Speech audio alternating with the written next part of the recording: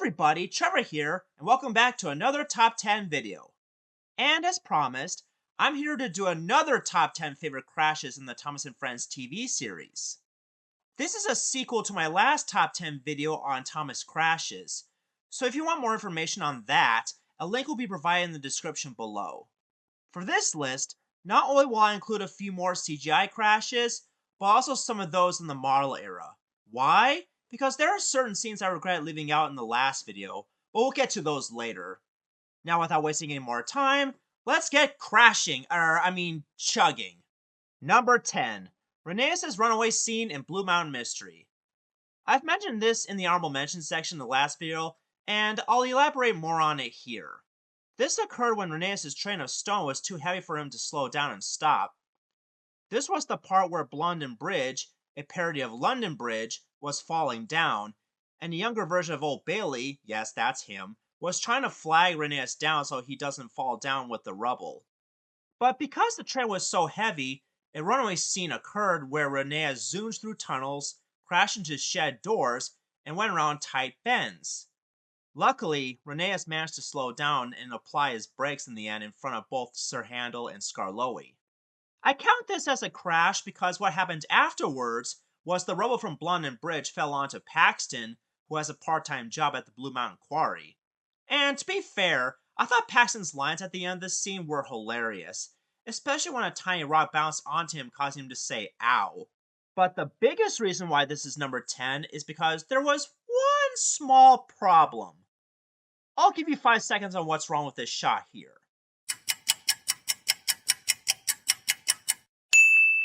That's right!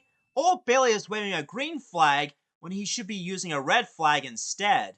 You see, green means go, and red means stop. This scene could have easily been fixed if the flag was recolored during post-production. But other than that, this was a pretty cool runaway scene in Blue Mountain Mystery because it's so fun and intense at the same time. It's also one of the reasons why I think Blue Mountain Mystery was the best Sharon Miller special ever made in the early 2010s. Go check that one out if you haven't yet. Number 9. Diesel 10's defeat in Thomas Magic Railroad. This was during the climactic chase sequence where Diesel 10 chases after Lady, Thomas, and Burnett Stone, but soon gets defeated when he accidentally falls off the collapsing viaduct and lands on a barge of sludge. I decided to put this as number 9 because while I did enjoy this scene overall in the movie, even as a kid, it feels empty without the cut character P.T. Boomer, which is why I prefer the director's cut version of the movie nowadays. In case you're wondering, P.T. Boomer was originally going to be one of the main villains of the film as Burnett Stone's childhood bully, and was meant to be the reason why Lady went too fast and crashed, not Diesel 10.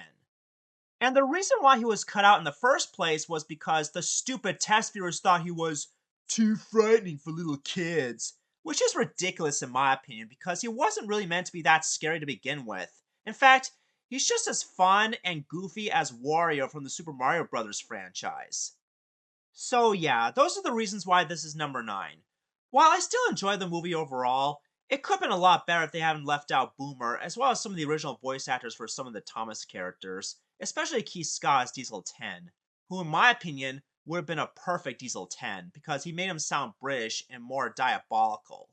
Sure, the director's cut itself wasn't perfect, but it would have made the movie better than the finalized version in terms of plot points, character arcs, etc. Number 8. Neville crashes through the barrier in Thomas and the New Engine. This occurred in the season 9 episode called Thomas and the New Engine, where Thomas thought that Neville was best friends with Arian Bird, so he decided to spread the word to his friends all around the island. This made Neville sad as he was only trying to be friendly to everyone on Sodor, but the truth was that Arian Bird were very rude to him in the yards. But before Neville could think, he went too fast, crashed through the barrier, and hangs near the broken end of the bridge. Luckily, Thomas came to the rescue and soon saved Neville, Annie, and Clarabelle. Thomas soon apologizes and the two engines soon became good friends. I decided to put this as number 8 because while it wasn't as intense as the last candidate when it comes to collapsing bridges, but it's intense enough to be on a small list of decent and intense crash sequences in the new model era. I especially like Neville as a character because of his unique design. What makes Neville unique is that he's a steam engine who looks like a diesel. But the best part of this episode, in my opinion, is that you shouldn't spread or listen to rumors because you'll never know whether they're true or false. So that's why this deserves the number 8 spot. Number 7. Percys Accidents and Percy's Big Mistake. This is a season 8 episode where Percy was trying his very best to be really useful by working as hard as possible. And the reason for this is because he overheard Sir Thomas had outside of Tim's sheds saying that he had to go to the scrapyard, which made Percy believe that he's going to be scrapped. So he tried way too hard to be useful when he accidentally dropped some pipes onto the tracks, followed by ramming into Gordon with flat wagons of tar barrels, much to Percy's embarrassment. Later, Sir Thomas Hat arrives at Tim's sheds on Thomas, asking if he was there. Percy begs him not to scrap him for being late for his deliveries, but Sir Thomas Hat assures him that he won't. He just wants him to work there for a change, much to Percy's relief, and he now learns that he shouldn't believe everything he hears. I put this as number 7 because I thought it was kind of funny when Percy dropped pipes onto the tracks by accident, and what's even more funny was when he accidentally crashed into Gordon with flatbeds of tar barrels. It kind of reminds me of a later episode in season 9, but we'll get to that one next. So yeah, I think Percy's Big Mistake is a decent season 8 episode, not just because of its overall message, but because of the 2 accidents that occurred in the episode. I suggest you check it out for yourselves if you haven't yet. Number 6. Gordon crashing into some jam tankers in respect for Gordon. Okay, this will be the final time I mention an accident in the New Model era. I promise. A lot of people, including the Unlucky Tug, consider this the best episode in the early hit entertainment era because of its overall message, pacing, and lack of filler. Those are good reasons, but I didn't put it as number 1 in my book because if I did, then it'd be considered plagiarism. Anyway, what I love about this crash sequence in respect for Gordon is that the way Gordon gets covered in jam reminds me of the last cannon where he gets covered in sticky, gooey tar. And as a result, the other engines tease Gordon for being covered in sticky, gooey jam, or jelly in the US dub, so Gordon had to be lifted back onto the rails by the breakdown train and be sent to the fitters yard to be cleaned and repaired. And in the end, Gordon apologizes to the other engines for being so rude and demanding for respect in the first place. Even the other engines made up their quarrel with Gordon in the end by helping him with his express duties. So yeah, those are the reasons why this crash sequence is number 6. If you like Gordon as a character, or are looking for a proper early hit era episode with better moral execution, then Respect for Gordon is the perfect episode for you. Trust me, you'll gain my respect if you do so, pun intended. Number 5. The Coal Truck's Collision and Thomas in Charge. In this episode of season 14, Thomas tries to get Percy and Mavis to work as hard as possible just to impress the railway inspector, but only messes up in the process. Thankfully, he does make amends afterwards. Don't get me wrong, I can understand why this episode is bad in terms of writing and pacing, but I personally thought the way Mavis and Percy crashed coal trucks into each other was hilarious. It's one of those so bad it's good moments in the Sharon Miller era along with the events in Thomas Toots the Crows. It just goes to show you how stupid Thomas is in the Nitrogen Studios era of the CGI series, and I don't mean that in a negative light. I mean, seriously, Thomas, how stupid are you? You think having engines like Percy and Mavis crashing coal trucks into each other like that is going to make the railway inspector happy? No wonder this episode was hilariously bad. And because of these reasons alone, I'm putting this as number 5. If you enjoy bad episodes that are hilariously bad, then you might like this one too. Number 4. Bolstros Accident and Special Attraction. While Peter Sam's accident in Rusty Helps Peter Sam is the best season 4 accident in my book, this one is a close second. This accident occurred when Percy accidentally dropped Charleston trucks of stone onto Bolstro's deck, nearly sinking him. After the wreckage was cleared, Bolstro was taken to the beach where he stood there for a very long time due to his bad behavior earlier in the episode. This is my second favorite accident in season 4 because I thought it was very cool and intense the way the Charleston trucks crash landed onto Bolstro's deck one by one, and that they all stacked on top of each other, even though Percy didn't mean to cause it in the first place. By the way, if you want more information on why I love this episode from season 4, go check out part 3 of my top 35 classic Thomas episodes video. Number 3. Gordon's crash at Kirk Rowan Station in A Better View for Gordon. I know I've mentioned this several times in the past, and I'll try to keep it brief here. This is the scene where Gordon crashes into the back wall of Kirkronan Station due to faulty brakes. And this is one of the very few instances where Sir Tom Hat and Gordon's crew do get hurt in the process. But hey, at least no one got killed. Afterwards, Gordon was properly repaired and arrived at Kirkronan Station's second official opening with a brand new panoramic view just for him. If you want more information on why I love this episode and its own crash sequence, I'll provide a couple links in the description below. And don't worry, this will be the final time I mention an honorable mention in the last top 10 video. I can promise you that. Number 2.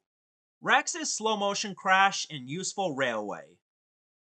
This is one of the few stories adapted from the Railway series into CGI, and it stars Rex the small green engine, who was taking freight cars full of sheep's wool when Willie the farmer accidentally spilled his trailer full of wool bales onto the tracks.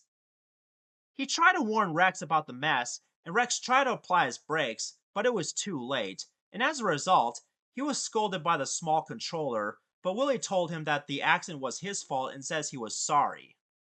Unfortunately for Rex, the other engines teased him as they passed by, and wasn't rescued until later that evening.